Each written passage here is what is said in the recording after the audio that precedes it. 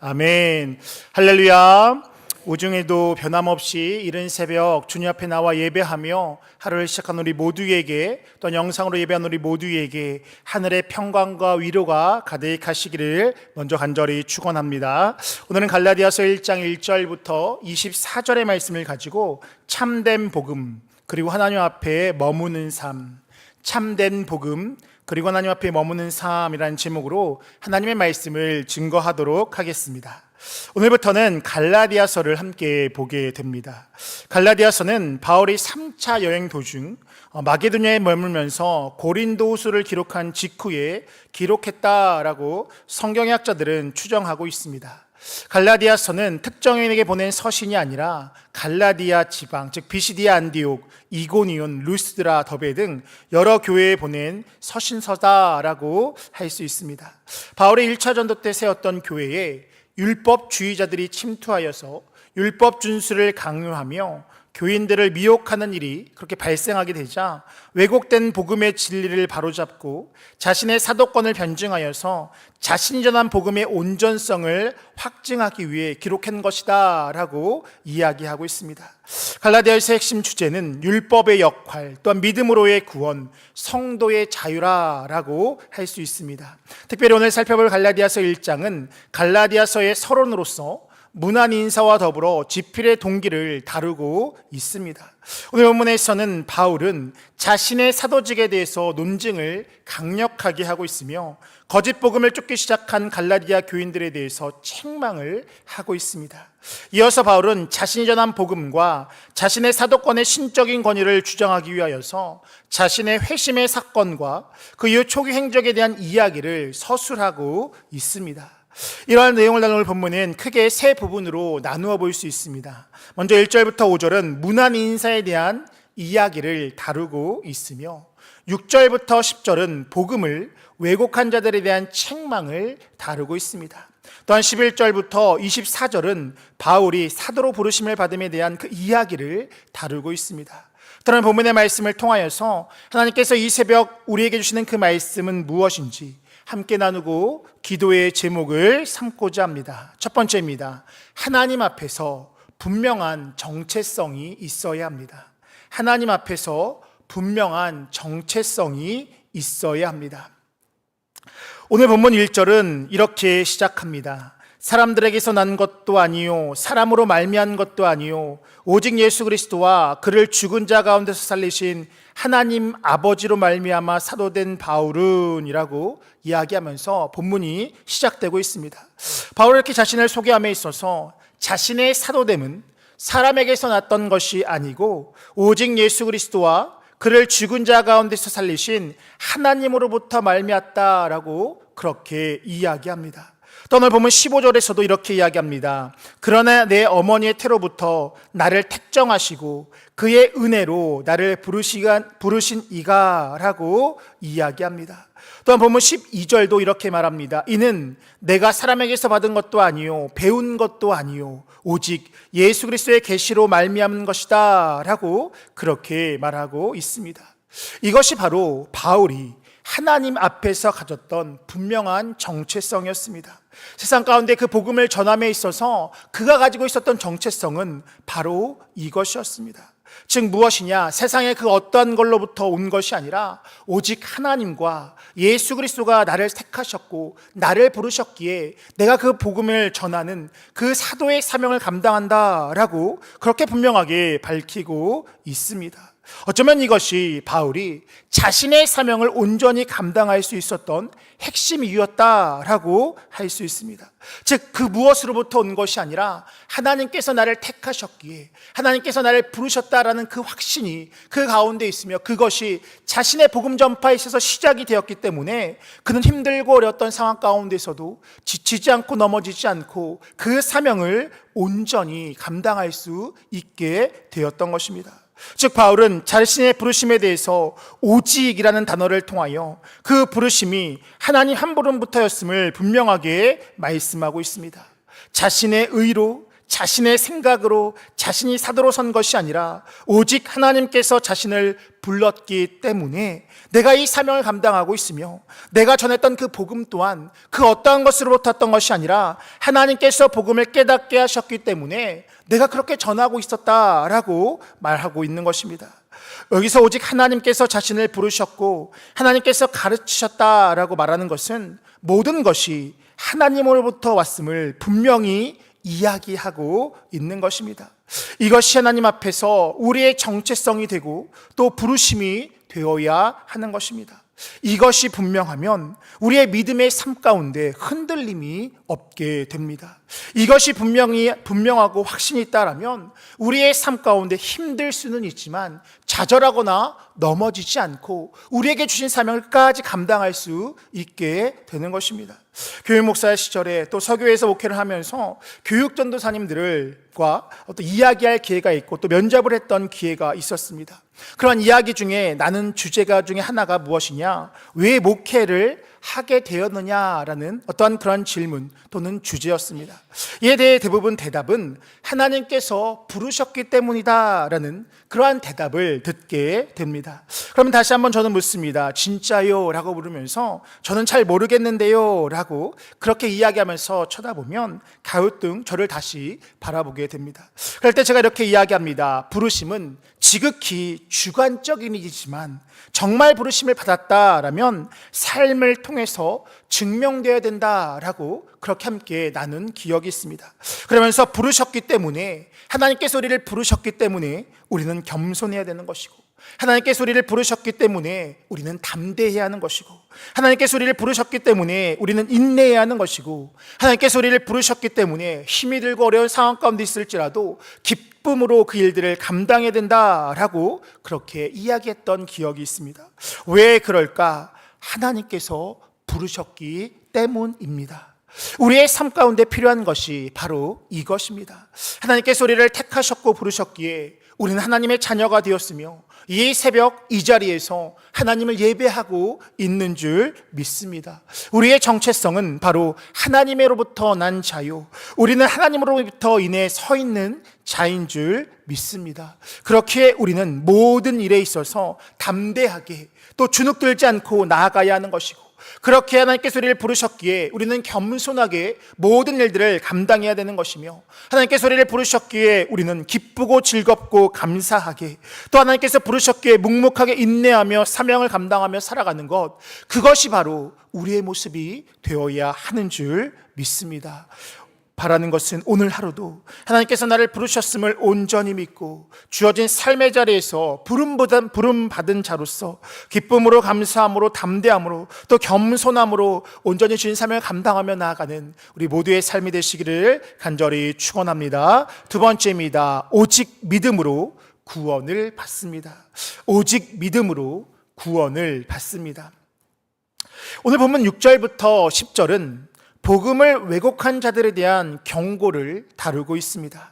바울은 그들에게 내가 전한 복음이 진짜 복음이다라고 그렇게 이야기합니다. 그러면서 보면 11절을 보면 그것은 내가 사람에게서 받은 것이 아니라 하나님께서 주신 복음이다라고 이야기하면서 이것이 진짜 복음이기에 이 외에 다른 복음을 전하는 것은 망함이 있을 것이다 라고 그렇게 경고합니다. 그러면서 덧붙여 이야기합니다. 오늘 보면 10절입니다. 이제 내가 사람을 좋게 하랴, 하나님께 좋게 하랴, 사람들에게 기쁨을 구하랴. 내가 지금까지 사람들의 기쁨을 구하였다면 그리스도의 종이 아니니라 라고 말씀합니다.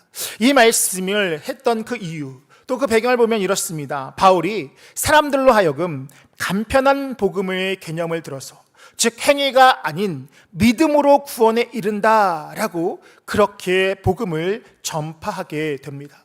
즉 우리의 행위로, 우리의 의로, 우리의 노력으로 구원을 받는 것이 아니라 오직 믿음으로 구원을 받는다라고 그렇게 바울이 선포하게 됩니다.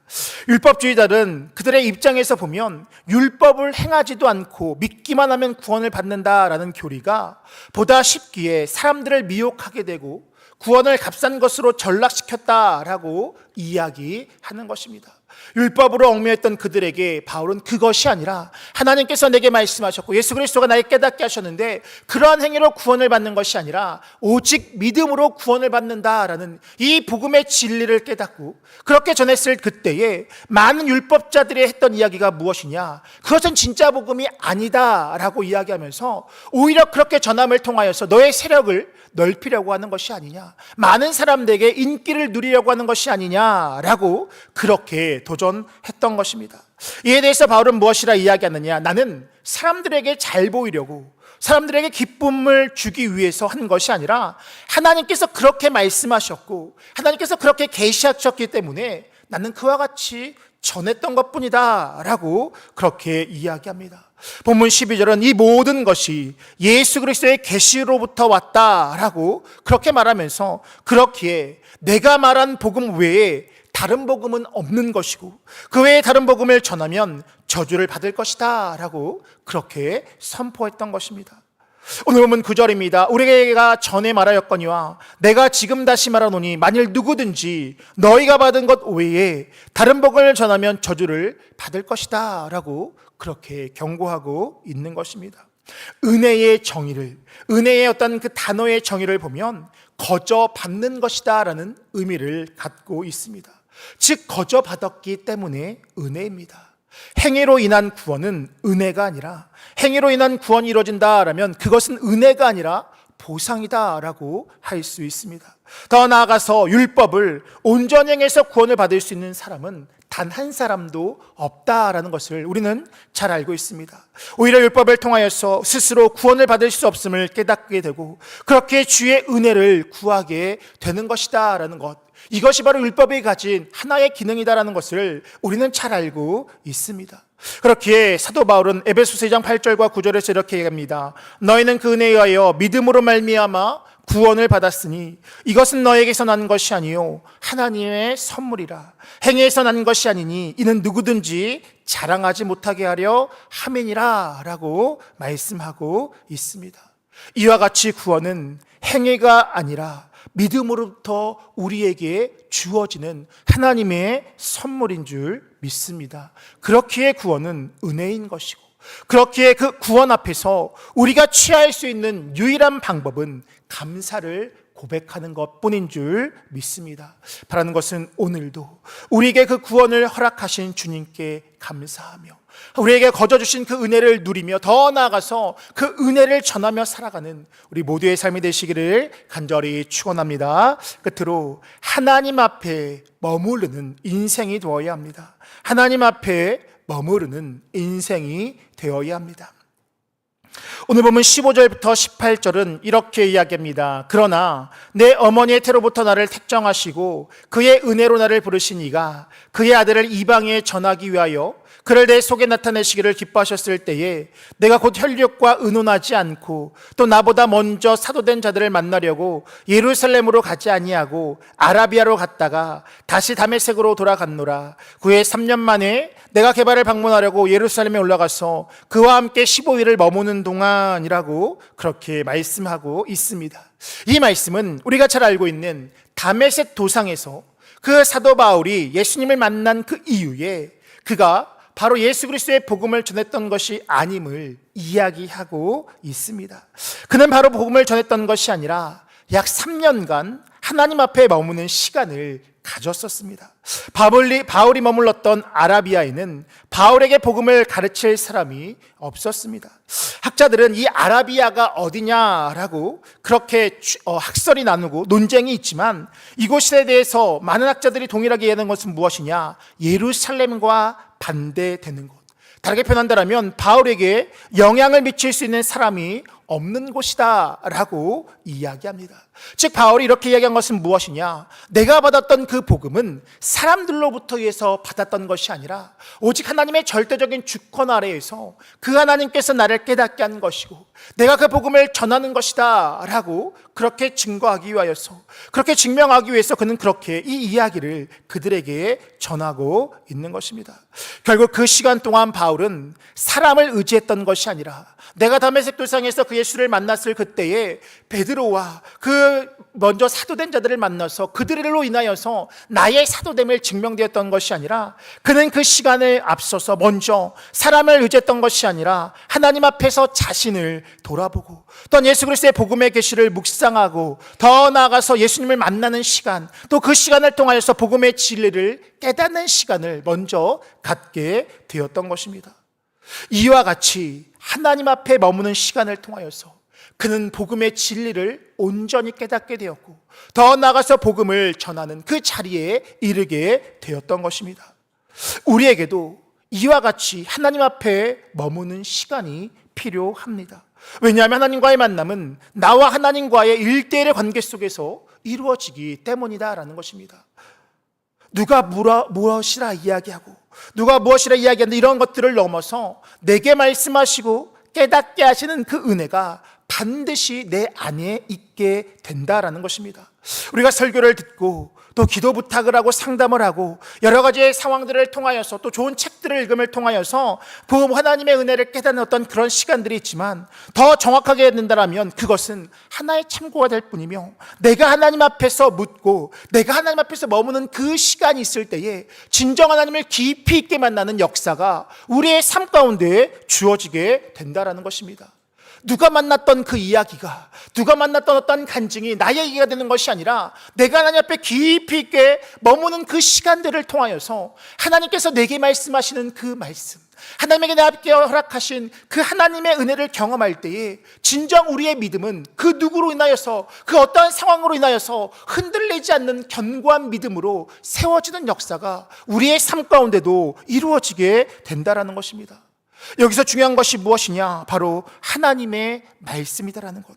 말씀의 기준이 되고 말씀의 중심이 되고 말씀이 우리 가운데 있는 그 시간들을 통하여서 우리는 하나님을 깊이 있게 만나게 되고 하나님의 뜻을 깨닫게 된다라는 것입니다. 언젠가 강의를 듣는데 이런 이야기를 듣게 되었습니다. 강의하신 목사님의 교회에서 열심히 있는 교인이 있었는데요, 그분이 이제 해외에 거주하는 상황 가운데 유튜브를 통하여서 소위 말해서 좋은 설교라는 설교를 다 듣게 되었다라는 것입니다. 많은 설교를 듣고 많은 상황들을 보면서 참 그 안에 기쁨이 넘쳤다라고 이야기하는데, 그런데 그 안에 뭔가 모를 채워지지 않는 하나가 있었다라는 이야기를 하게 되었다라는 것입니다. 그러면서 기도하는 중에 한 가지를 깨닫게 되었는데, 좋은 설교를 매일매일 듣고 수천 번 들은 것 같지만 그 과정 가운데 성경을 단 한 번도 읽지 않았다라는 것입니다.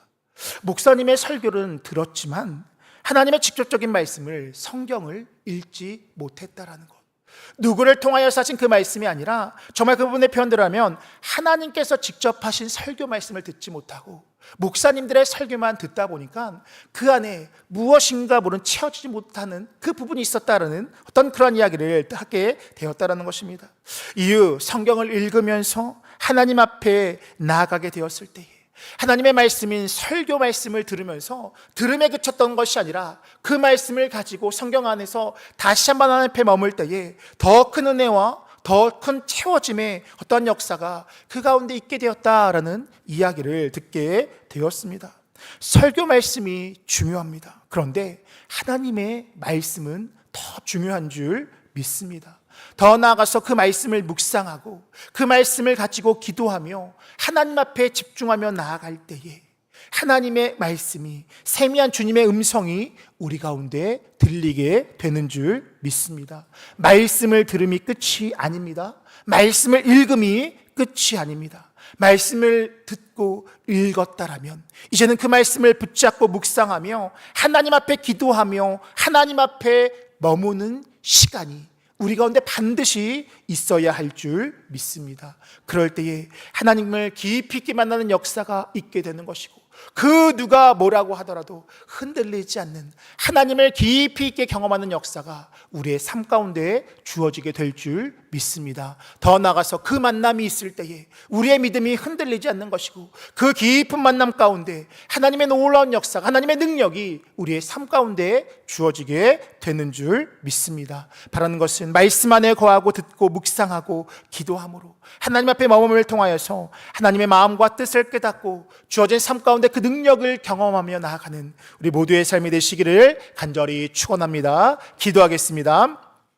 사랑과 은혜가 풍성한 하나님, 지난밤도 주의 내 가운데 평안한 심시게 하여 주시고 오늘도 우리에게 새로운 생명과 건강과 또 주님 앞에 나올 수 있는 이 믿음 허락하여 주셔서 하나님 앞에 나와 예배하며 하루를 시작하게 하시니 참으로 감사를 드립니다. 오늘 하루도 주의 은혜로 승리하게 하여 주시고 주어진 삶 가운데 넉넉히 승리하며 나가는 복된 발걸음 되어줄 수 있도록 인도하여 주시옵소서. 하나님 앞에서 분명한 정체성을 가지고 살아가는 우리의 삶 되게 하여 주시고 참된 복음의 진리를 깨달으며 무엇보다도 주님 앞에 머물며 주님께서 우리에게 말씀하시는 그 말씀, 주님께서 직접 보여주는 그 은혜를 깊이 있게 누리며 살아가는 우리 모두의 삶이 되어줄 수 있도록 인도하여 주시옵소서. 그리하여서 어떠한 상황 가운데도 흔들리지 않는 견고한 믿음의 사람들 되게 하여 주셔서 하나님께서 베푸신 풍성한 은혜와 복을 누리며 나아가는 복된 인생 살아가는 우리 모두가 되어줄 수 있도록 인도하여 주시옵소서. 비가 많이 오는 가운데 있습니다. 하나님 이 땅 지켜보아여 주셔서 비 피해 없도록 인도하여 주시고 또 피해받은 곳은 속히 회복되게 하여 주셔서 일상의 삶이 회복되어지는 놀라운 역사를 누리며 나아가는 저들의 삶 되어줄 수 있도록 인도하여 주시옵소서. 이 새벽에 주님 앞에 나올 때 빈손으로 오지 않고 귀한 예물을 드린 자들이 있습니다. 그 손길 복되게 하여 주시고 저들의 간절한 기도 응답되어준 놀라운 역사가 있게 하여 주시되 더디마시고 속히 응답하여 주셔서 하나님의 영광을 누리며 나가는 복된 발걸음 되어줄 수 있도록 인도하여 주시옵소서. 오늘 하루의 삶 가운데서도 하나님 앞에 머물며 하나님께서 보신 복을 누리게 하여 주시되 우리 형님의 모든 것들의 가정과 직장과 삶의 터널을 지켜보아 주시고 환경을 지켜보아 주셔서 주어진 삶 가운데 넉넉히 승리하며 나가는 복된 하루의 삶 되어줄 수 있도록 인도하여 주시옵소서. 감사드리며 예수님의 이름으로 기도하옵나이다. 아멘.